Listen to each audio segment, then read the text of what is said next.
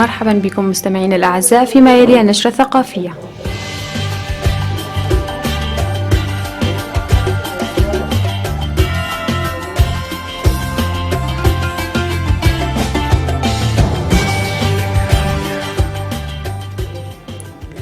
افتتح وزير الآثار المصري خالد العناني متحف ركن الملك فاروق في ضاحية حلوان جنوب القاهرة بعد إغلاق استمر 5 سنوات خضع خلالها لعدة من أعمال التطوير والصيانة.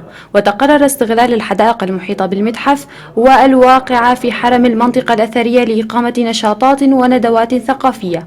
وأوضح العناني أن المتحف سينضم إلى رحلة حابين نيلية التي أطلقتها الوزارة قبل نحو 2 سنين لزيارة بعض الأماكن الأثرية على ضفاف النيل في القاهرة. ويذكر أن المتحف كان استراحة للملك فاروق الأول ملك مصر والسودان.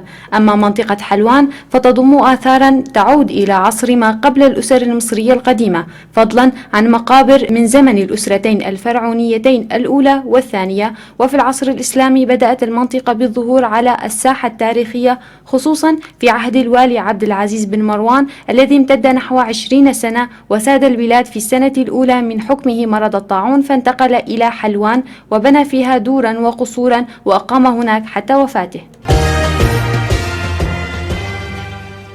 بدعم من نقابة الأدباء والباحثين المغاربة ووزارة الثقافة، صدر ضمن إصدارات أمنية للإبداع والتواصل الفني والأدبي السلسلة الإبداعية 14 للقصة هند لبداك، مجموعة قصصية اختارت لها عنوان نحيب الملائكة، تضم 4 قصص طويلة: عطر البحر، خمار ودموع، إشراقة أمل، ونحيب الملائكة.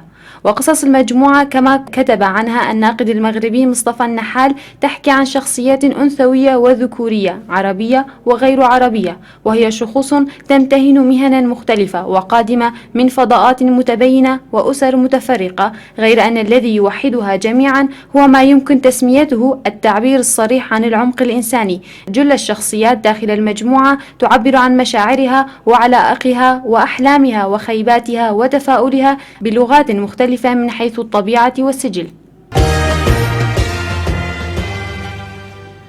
أما في الشأن الخليجي، انطلق مهرجان سوق عكاظ في دورته 10 مساء الثلاثاء الماضي 9 من أغسطس الجاري، ويستمر ل10 أيام في جادة عكاظ بالطائف، بحضور ومشاركة كوكبة من المثقفين السعوديين والعرب، ووسط توقعات بحضور أكثر من 300 ألف زائر.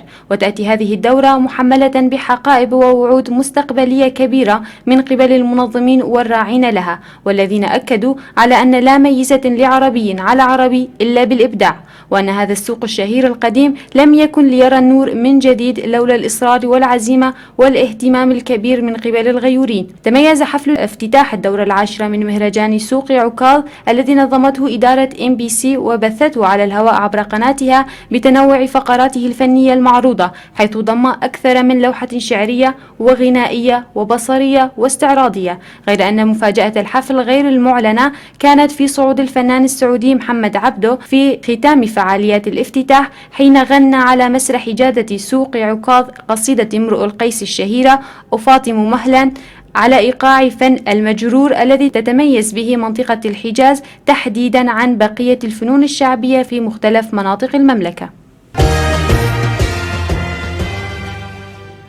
مستمعينا الأعزاء، انتهت النشرة الثقافية، نشكركم على حسن الاستماع.